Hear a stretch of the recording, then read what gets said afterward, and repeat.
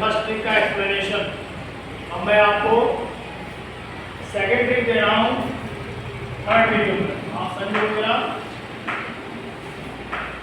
देखिए और समझिए ध्यान से। ट्रिक नंबर 2, इसका नाम है जापान बाबू बस मान जाओ।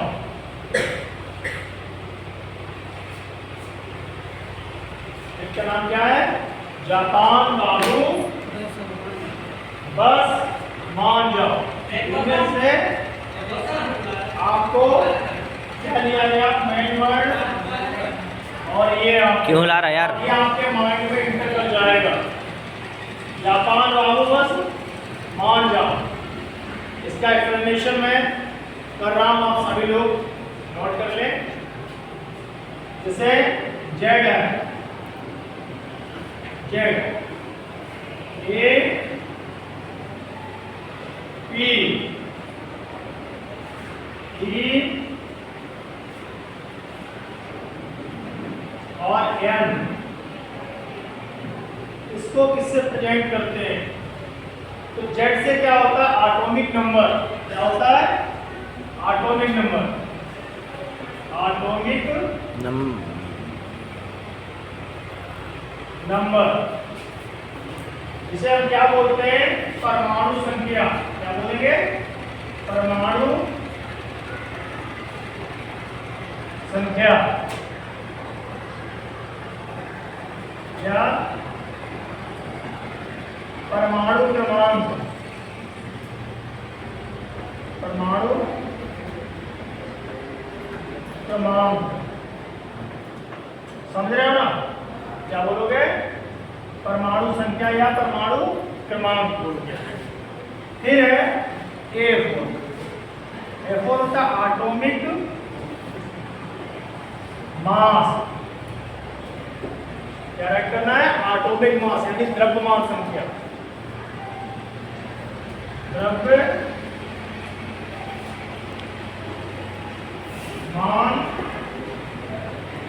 संख्या। द्रव्यमान संख्या वह संख्या होती है जो न्यूक्लियस में, नाभिक में उपस्थित, जैसे कि नाभिक होता है, क्या होता है? नाभिक में क्या होता है? प्रोटॉन और न्यूट्रॉन होता है। समझ रहे हो ना? नाभिक में उपस्थित प्रोटॉनों की संख्या और न्यूट्रॉनों की संख्याओं का योग क्या कहलाता है? द्रव्यमान संख्या कहलाती है। तो वो द्रव्यमान संख्या। बात करता हूं प्रोटॉन की। प्रोटॉन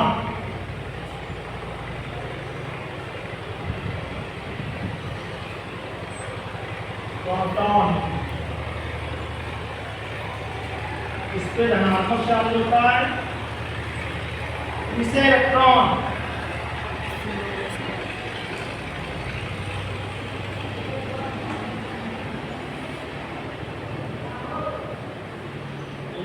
दीवार से अटैच करते हैं। इसे इलेक्ट्रॉन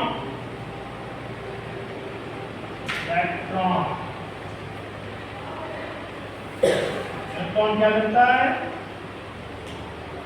नाभिक के चारों ओर चक्कर काटता है। क्या करता है? नाभिक है, उसके चारों ओर क्या करता है? चक्कर काटता है। चक्कर इस टाइप से काटता है, इसे इलेक्ट्रॉन कहते हैं। इस पे नेगेटिव चार्ज होता है। फिर बात आती है न्यूट्रॉन।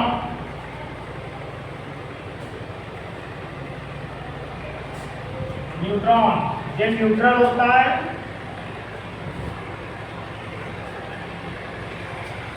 न्यूट्रॉन तो यन से प्रेजेंट करते हैं, स्मॉल एन से। तो आपने देखा, मैंने जापान पे क्या किया है? इसको एक्सप्लेन किया। एक बार देख लीजिए। Z for atomic number. Z से एटॉमिक नंबर को किससे प्रेजेंट करेंगे? जेड से करोगे, यानी परमाणु संख्या या परमाणु क्रमांक। फिर इसको किससे करोगे? करोगे मतलब एटॉमिक नंबर को किससे प्रेजेंट करोगे? ए से, यानी द्रव्यमान संख्या। और द्रव्यमान संख्या क्या होती है? नाभिक में उपस्थित परमाणु की संख्या और न्यूट्रॉनों की संख्याओं का योग क्या कहलाती है? द्रव्यमान संख्या कहलाती है। ओके, फिर P फॉर प्रोटॉन, यानी प्रोटॉन। प्रोटॉन को किससे प्रेरित करते हो? प्रोटॉन क्या होता है? आपका पॉजिटिव यानी धनात्मक आवेश चार्ज होता है आवेश, और इलेक्ट्रॉन पर ऋणात्मक होता है नेगेटिव चार्ज। और न्यूट्रॉन न्यूट्रॉन यानी कि न्यूट्रल होता है। न्यूट्रॉन को क्या कहते हैं? ये क्या होता है? न्यूक्लियस के अंदर क्या होता है? प्रोटॉन और न्यूट्रॉन होता है। कौन होता है? प्रोटॉन और न्यूट्रॉन होता है। और इलेक्ट्रॉन क्या करता है? नाभिक के चारों ओर इस टाइप से क्या करेगा? राउंड करेगा, इस टाइप से राउंड करता चला जाएगा। ठीक है, तो कौन होता है? प्रोटॉन और न्यूट्रॉन नाभिक के अंदर होता है, और इलेक्ट्रॉन नाभिक के बाहर क्या करता है? चक्कर लगाता है। समझ रहे हो ना?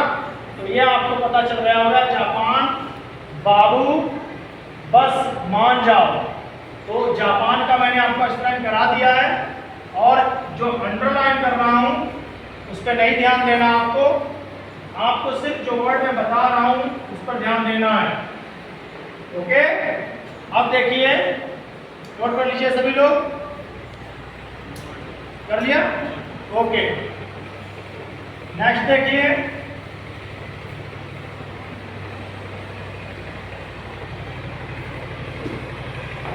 अब बात करता हूं बस।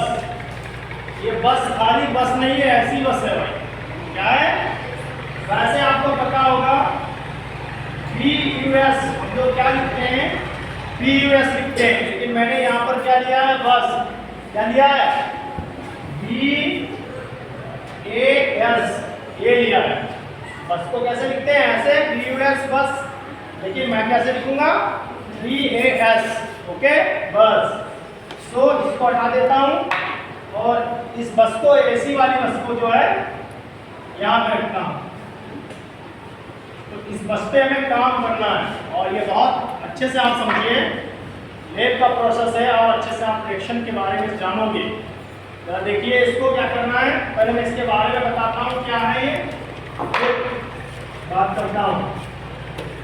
ठीक है, B फॉर बैस क्या है, और A फॉर एसिड, एसिड।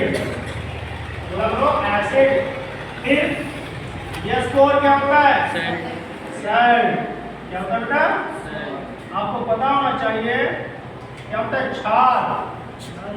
क्षार कह सकते हो, बेसिस कर सकते हो। ठीक है, एसिड क्या होते हैं? एसिड होता है।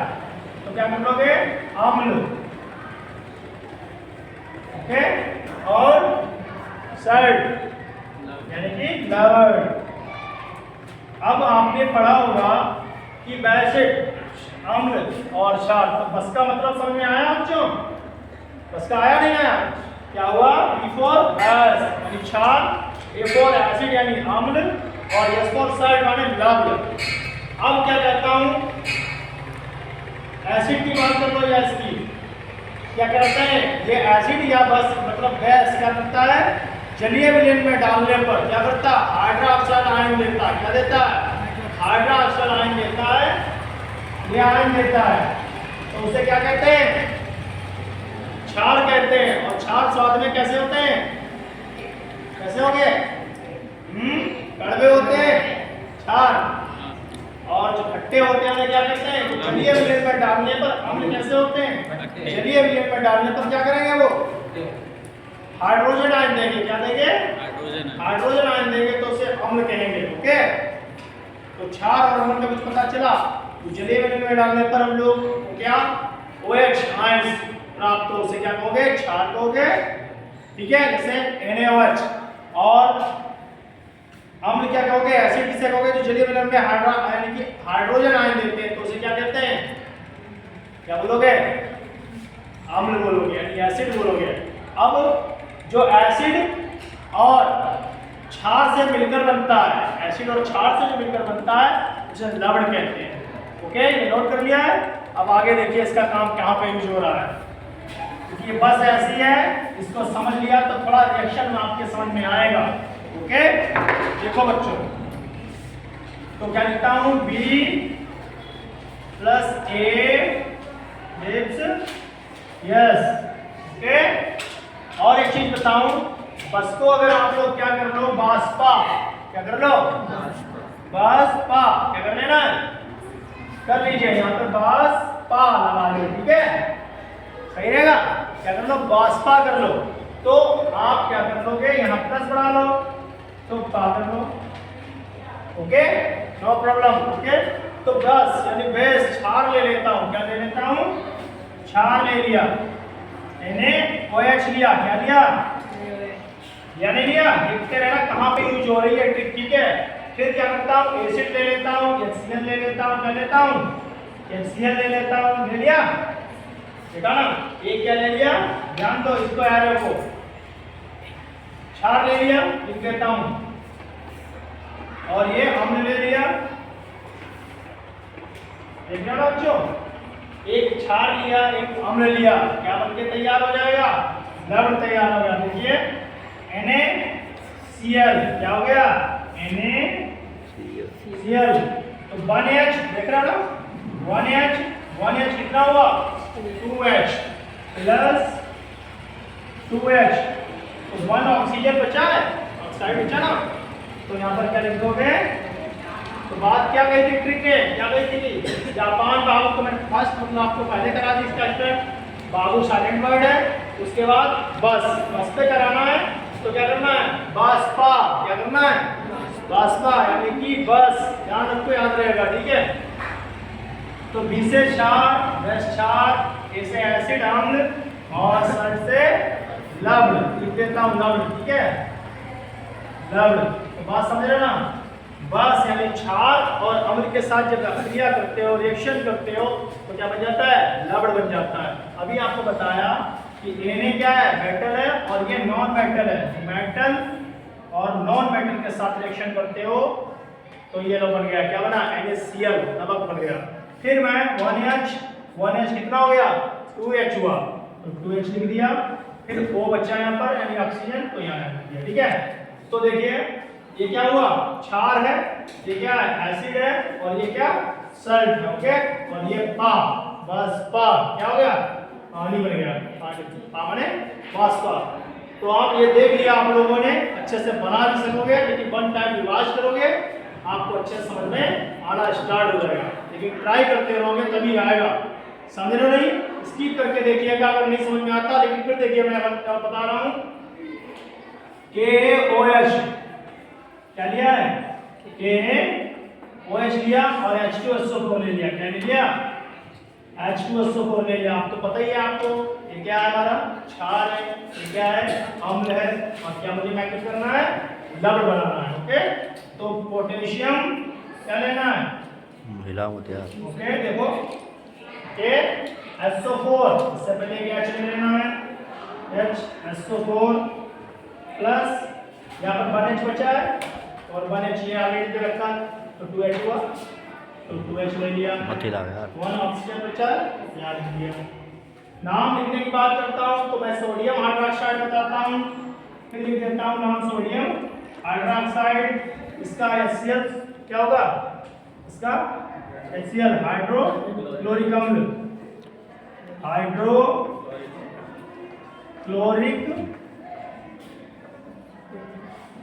अम्ल, ओके, क्या बन जाता है, लवण, यानी कि sodium chloride, sodium chloride, okay. और ये तो जानते ही हो जल है, ओके। फिर बात करता हूं पोटेशियम हाइड्रोक्साइड, है नहीं है, तो पोटेशियम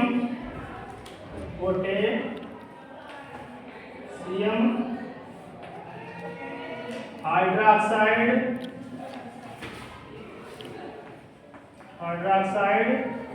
और किसके साथ रिएक्शन कराई, H2SO4 सल्फ्यूरिक अम्ल के साथ, सल्फ्यूरिक अम्ल, समझ रहे हैं। जब पोटेशियम हाइड्रोक्साइड और सल्फ्यूरिक अम्ल के साथ क्रिया कराते हैं तो मुझे क्या प्राप्त हो जाता है, पोटेशियम बाइसल्फेट, पोटेशियम बाइसल्फेट प्राप्त होता है। क्या प्राप्त होता है बेटा, पोटेशियम बाइसल्फेट और जल मिल जाएगा आपको। ओके, समझ में आया? नोट कर लीजिए सभी लोग। मैं एक बार रिवाइज कर देता हूँ ताकि और अच्छे से आपके समझ में आए और वास्तविक ये कभी फिनिश नहीं होने वाला है। आप इस ट्रिक को समझिए और देखिए जरा। पहले मैंने आपको जापान नावल को बताया, मैंने अभी आपको इससे पहले क्या होता है जापान नावल। तो जेड से क्या था, एटॉमिक नंबर किससे प्रेजेंट करते हैं, जेड से करते थे। फिर उसके बाद एटॉमिक मास को किससे प्रेजेंट करते हैं, ए से, फिर प्रोटॉन को पी से, इलेक्ट्रॉन को ई से, फिर न्यूट्रॉन को एन से। ये सब जितने भी हैं स्मॉल में प्रेजेंट करोगे, ठीक है।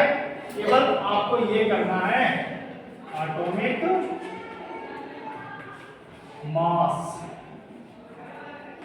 यानी ए। ओके, समझ रहे हो ना? ऐसे करके ये प्रोटॉन प्लस कर दोगे, पी प्रोटॉन हो जाए, इलेक्ट्रॉन ई कर दोगे, ऐसे करके आप कर देना, पी प्लस कर देना, और न्यूट्रॉन ऐसे करके न्यूट्रॉन होता है। ओके, फिर बात करता हूँ, ये साइलेंट वर्ड है, ये भी साइलेंट वर्ड रहेगा, ये आपके दिमाग में डालने के लिए बताया है।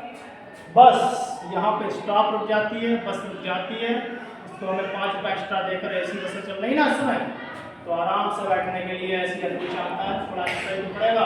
मैंने बाष्पा कहते पानी के साथ वो क्या करती है, ऐसी छोड़ती है, ठंडक लगती है। तो ये बाष्पा का मतलब क्या हुआ, बी से हुआ क्षार या बेसिस, एसिड अम्ल, और सल्ट यानी लवण, और पीए का मतलब होता है पानी। ओके, तो बेस में मैंने क्षार लिया है सोडियम हाइड्रोक्साइड, और एसिड में क्या लिया, HCl लिया। जब सोडियम हाइड्रोक्साइड और HCl के साथ रिएक्शन कराएंगे तो सोडियम और HCl मतलब Cl यानी कि नॉन मेटल और नॉन मेटल के साथ, तो क्या बन गया, NaCl बन गया, नमक बन गया, सोडियम क्लोराइड बन गया। फिर 1H और 1H यानी हाइड्रोजन, 1 हाइड्रोजन और 1 हाइड्रोजन, 2 हाइड्रोजन हुए, तो यह 2 हाइड्रोजन रख दिया और ऑक्सीजन बचा बन गया, और कुछ बचा नहीं है तो यहाँ पे तो ये जल बन के तैयार हो गया। तो आपका ये वाला प्रोसेस कंप्लीट हुआ। और उसके बाद मैं सेकंड बताया स्टेप, फर्स्ट सेकंड में बताया पोटेशियम हाइड्रोक्साइड और सल्फ्यूरिक अम्ल H2SO4 के साथ क्या करते हैं हम, क्या करोगे, रिएक्शन करोगे, तो क्या बनेगा, पोटेशियम हाइड्रोक्साइड, पोटेशियम है ना, ये लिया, और उसके बाद 1 हाइड्रोजन यहाँ से ले लिया, ये भी दिया, 1 बचा है यहाँ पे।